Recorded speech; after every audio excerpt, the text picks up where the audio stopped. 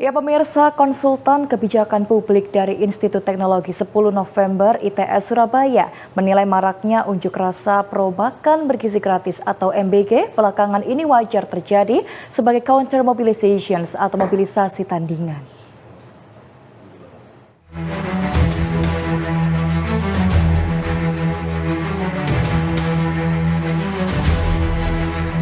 Maraknya aksi unjuk rasa mendukung program makan bergizi gratis atau MBG saat ini membuat program itu tidak hanya menjadi kebijakan peningkatan gizi, namun menjadi arena kontestasi politik.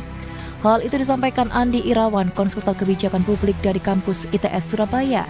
Menurutnya dari sisi studi gerakan sosial, pemerintah sebagai pihak yang berkepentingan memang lazim melakukan counter mobilizations atau mobilisasi tandingan. Upaya itu untuk memberikan legitimasi terhadap kebijakan dan menunjukkan adanya dukungan. Dari sudut demokrasi, hal itu sah-sah saja, namun harus fokus pada substansi, yaitu bagaimana program MBG dijalankan.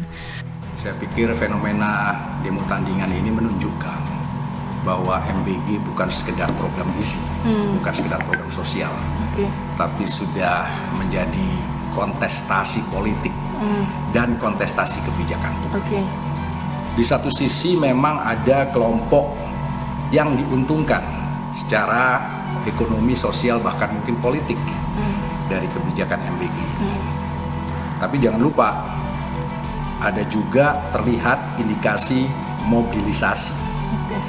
Dari sudut studi gerakan sosial, pemerintah atau aktor yang berkepentingan terhadap kebijakan itu biasa melakukan strategi counter mobilization untuk memberikan legitimasi terhadap kebijakan tersebut serta untuk menunjukkan bahwa kebijakan ini ada dukungan gitu. Hasil seberapa efektif MBG ini mampu meningkatkan status gizi anak ya, dengan biaya yang proporsional, dengan biaya yang value for money, serta tata kelola yang transparan, akuntabilitas, bebas dari korupsi atau bahkan politisasi. Nah, jika kritik terhadap kebijakan ini dianggap sebagai serangan politik, saya pikir ruang evaluasi tidak menjadi objektif gitu. Evaluasi harus dilakukan secara objektif, yaitu tadi efektivitas, efisiensi atau prioritas serta integritas program itu sendiri. Menurut dosen Departemen Perencanaan Wilayah dan Kota atau PWK ITS Surabaya ini, anggaran MBG sangat besar, yaitu mencapai 235 triliun rupiah atau sepertiga anggaran pendidikan. Hampir 6% dari total belanja negara atau sekitar sepertiga dari pagu anggaran pendidikan. Ini bukan hanya masif besar secara nominal, tapi juga sangat masif secara opportunity cost kalau dari kacamata kebijakan publik. Ya kan? Apakah benar tujuan yang relevan itu worth it dilakukan dengan instrumen kebijakan ini? Gitu. Apakah tidak ada alternatif penggunaan anggaran lain yang lebih bagus? Ironisnya, banyak sekali juga prioritas lain, ya, lapangan pekerjaan, pendapatan yang turun, daya beli yang turun, tekanan fiskal, hutang luar negeri dan lain sebagainya. MBG ini anggarannya jauh lebih besar daripada anggaran-anggaran di kementerian yang lain. Jauh lebih besar daripada Kementerian Kesehatan, Kementerian Sosial, ya kan? Kemudian Kementerian PU, Kementerian Pendidikan Tinggi, Riset dan Teknologi, Kementerian Pendidikan Dasar dan Menengah, jauh lebih besar. Nah, ini semua dikepras. MBG begitu masif, itu pun ya kan dibebankan pada anggaran pendidikan kan.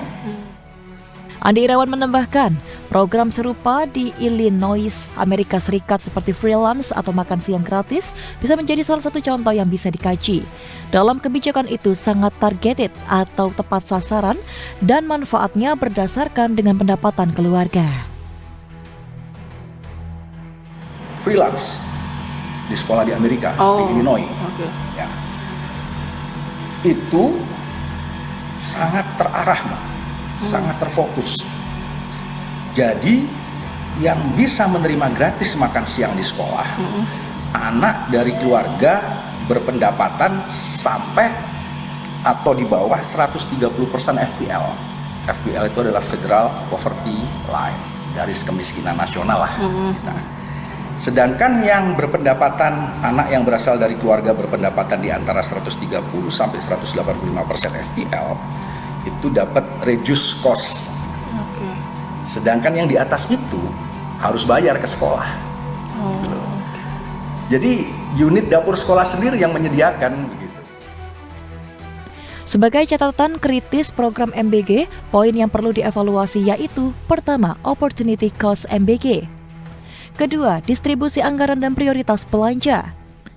Ketiga, tujuan kebijakan harus dibedakan dengan instrumen kebijakan. Keempat, klaim penyerapan tenaga kerja penting dipahami bahwa angka 1,28 juta pekerja terserap namun tidak otomatis sebagai yang mendapat pekerjaan baru. Dan terakhir, kritik terhadap MBG tidak diartikan sebagai serangan politik. Selvi Wang, JTV.